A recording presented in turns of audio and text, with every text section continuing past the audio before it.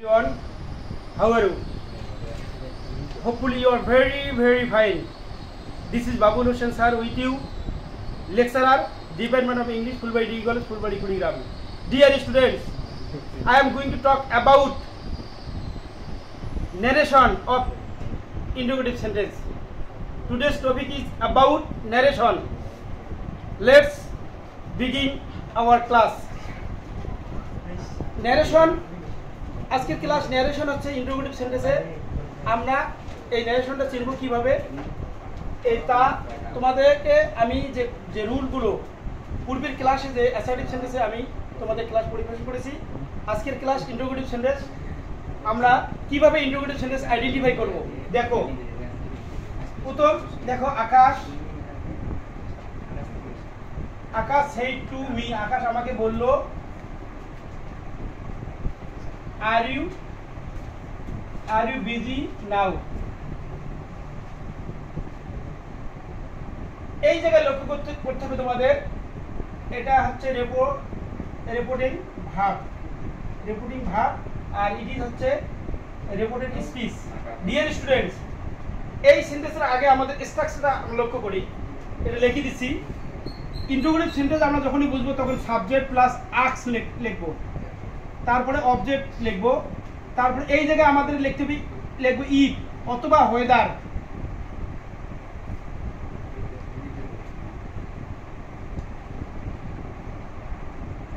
তারপরে যদি W S question থাকে এই জায়গায় ডব্লিউএস কোশ্চেন থাকে তাহলে আমরা এখানে ডব্লিউএস কোশ্চেন লিখব তারপরে ডব্লিউএস কোশ্চেনের পর তারপরে ক্লোজ লিখব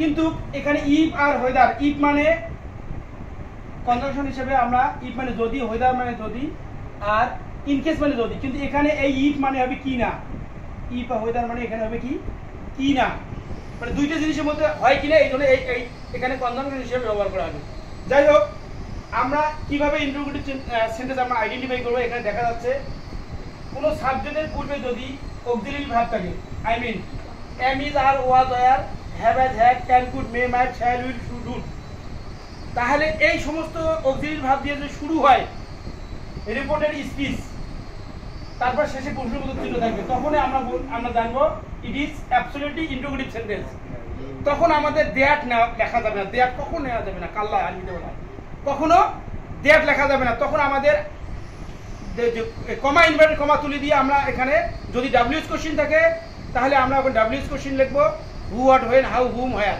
আর যে ডব্লিউএস কোশ্চেন না থাকে আবারও বলতেছি আমি there was are can could may might shall will should would must এই সমস্ত প্রশ্ন দিয়ে এই সমস্ত অক্সিলারি ভার্ব দিয়ে প্রশ্ন করা হলে আমরা ওই জায়গায় ইফ লিখব কমা ইনভার্টেড কমা তুলে দিই তাহলে আমি তোমাদের I am going to right example and solve দেখো এখানে আকাশ said to me this is reporting verb এই যে said আছে আমরা এখানে this is interrogative sentence that is why আমরা কি ব্যবহার করব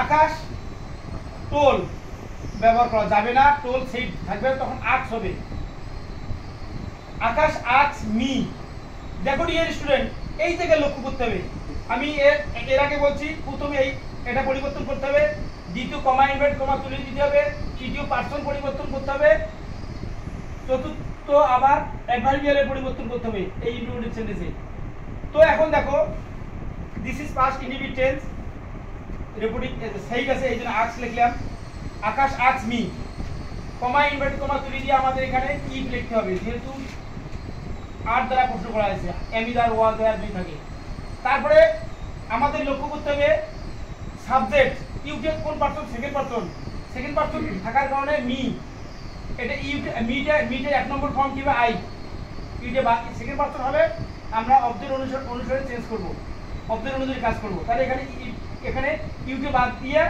এখানে কি হলো আই হলো তারপরে আই এর পরে কি হয় যেহেতু প্রেজেন্ট টেন্সে পাস্ট টেন্স করতে হবে যদি এই জায়গায় আর থাকে ওয়াজ বা ওয়্যার যেহেতু আই আছে এই জন্য ওয়াজ হবে ইফ আই ওয়াজ বিজি নাও থাকলে দেন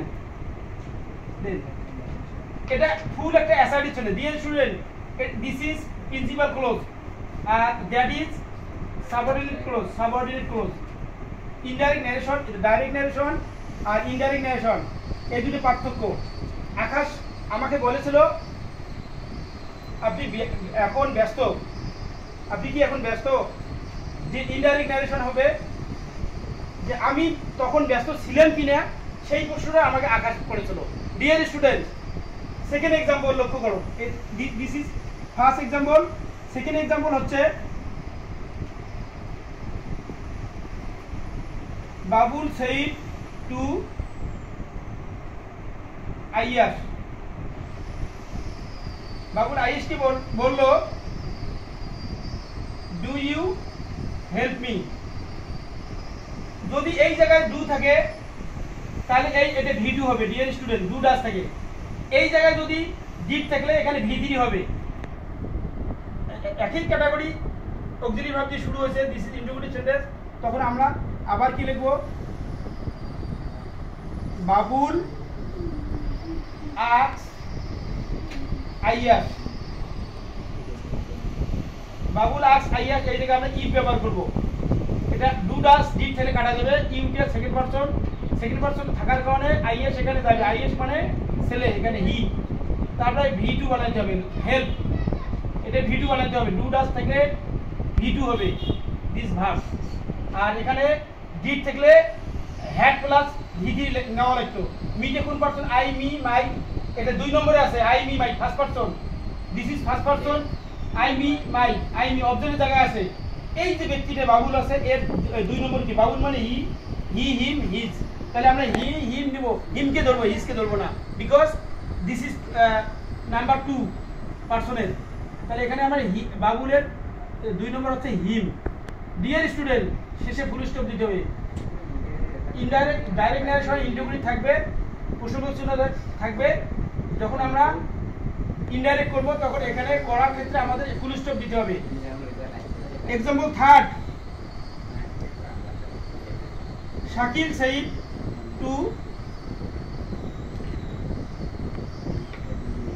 সেইড টু নাবিদুল।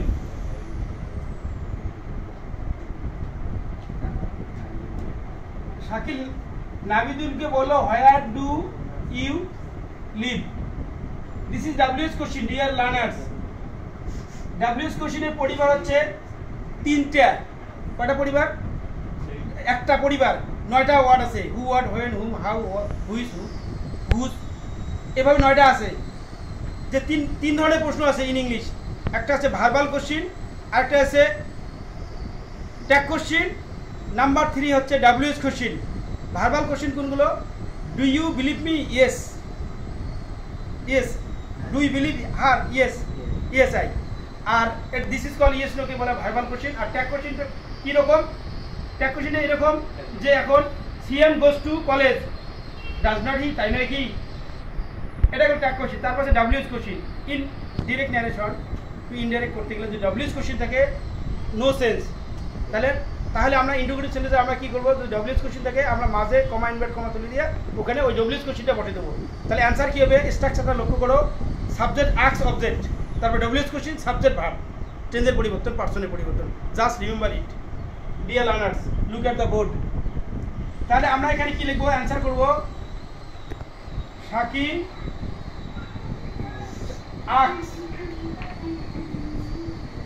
আস্ক টুটা উঠে যাবে নাবিদুল, যেহেতু নাবিদুল একটা pronoun, noun, that is why এনটা বড় হতে হবে না। শাকিল আস্ক নাবিদুল, এই যে ডব্লিউএস কোশ্চেন আছে এই জায়গায়, এটাই লক্ষ্য করো শুধু। কোনো এখানে ইভের কোনো কারবার থাকবে না, এই ভবিষ্যতে কোনো কারবার থাকবে না। Dear student, do does did থাকলে এগুলো থাকবে না। তাহলে এখানে ডু থাকলে তাহলে প্রেজেন্ট টেন্স, তাহলে এই ভার্বটা পাস্ট টেন্স করতে হবে। তাহলে এখানে দেখো শাকিল আস্ক নাবিদুল হোয়ার, ইউটা সেকেন্ড পারসন, নাবিদুল ওখানে চলে যাবে।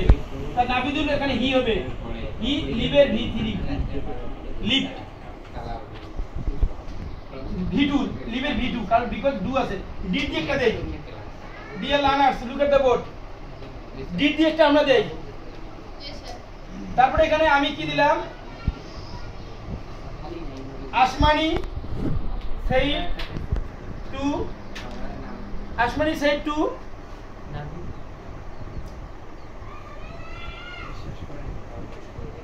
Nahida, how did you solve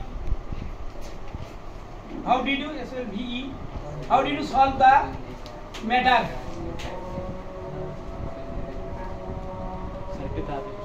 This is interrogative sentence. I am going to finish. This is last one example of interrogative sentence today. How did you solve this matter বা the matter? যদি this দেই আমি তাও হবে this matter. এই বিষয়টা লক্ষ্য করো, just look. This is interrogative sentence. এটাকে বলা হয় রিপোর্টেড স্পিচ আর it is called reporting verb. তাহলে রিপোর্টিং ভার্বের পরিবর্তন করি নেই, যেহেতু ইন্টারোগেটিভ সেন্টেন্স, তাহলে আমরা এখানে কি লিখব? Ashmani asks Nahida. Sir asked how হবে না? তারপরে এই যে আমরা প্রথম অংশ কমপ্লিট করলাম, প্রিন্সিপাল ক্লজ কমপ্লিট করলাম, প্রথম অংশ দা অবজেক্ট নিতে হবে, এটা object. This is the object of reporting verb. That is why we have to complete object. First sense, principal clause.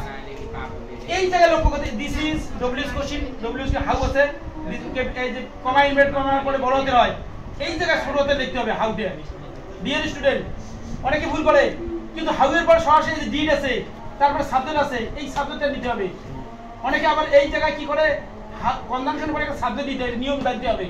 This is subordinate clause. Subordinate clause কনজাংশনের পরে subject হয়, subject you আছে, ইউ কখনোই আসে, this is second person, এই জন্য নাহিদা মেয়ে মানুষ। হ্যাঁ, এখানে একটা বিষয় আছে, দুইটা ব্যক্তি যদি একই হয়, আসমানি মেয়ে মানুষ আর নাহিদা মেয়ে মানুষ, এই জায়গায় কি করতে হবে? তখন আমাদের এখানে সি যদি দেয়, অনেকে বুঝতে পারবে সি বলতে আসমানি গেছে, তখন এই জায়গায় এই যে ব্যক্তিদের প্রথম ওয়ার্ডটা, প্রথম লেটারটা আমরা ব্যবহার করব। Dear student, just look and remember it clearly of passage of narration of interrogative sentence today's class. তো এই জিনিসটা মানে যদি একই ব্যক্তি থাকে, নাহিদা মেয়ে মানুষ, আসমানিও মেয়ে মানুষ, তখন এই একই ব্যক্তি থাকে, যদি পুরুষের ক্ষেত্রে, তখন যখন আমরা লিখবো তখন ওই ফার্স্ট লেটারটা আমাদের ইউজ করতে হবে। তাহলে এখানে দেখো, আসমানি আস্কস নাহিদা হাউ শি, টেন্সের পরিবর্তন, কিসের পরিবর্তন? টেন্স। এখানে ডিডটা কি? পাস্ট ইনডিফিনিট টেন্স, ডিড তো বাদ, এখানে ডিড পরে সলভ আছে, হ্যাড সলভ করতে হবে। ডিয়ার স্টুডেন্ট, দেখো এন্ড এনজয়। তারপর দিস থাকলে কি হয়? ডিয়ার স্টুডেন্ট, দিস থাকলে কি হয়? আমরা এর আগে বলছি টুডে তাহলে দ্যাট ডে, নাও তাহলে that, yesterday the previous day, tomorrow তাহলে the next day, the following day, come যে গো থাকলে কাম, নাও থাকলে দেন, তারপরে টুমরো তাহলে দ্য নেক্সট ডে বা ফলোইং ডে। এখন এখানে কি হ্যাড সলভ, দিস আছে কি হবে বলেন তো দেখি? That matter. আমরা ক্লাস যতই করব ততই শিখব, ভুল হবে আমাদের, শিক্ষকের ভুল হবে, ছাত্রের ভুল হবে, যদি বেশি ভুল করা যায় তত বেশি আমাদের ক্লাস উন্নত হবে। যাই হোক, আজকের ক্লাস এই পর্যন্ত শেষ করলাম। ওকে ওকে, ভালো থাকো এভরিওয়ান।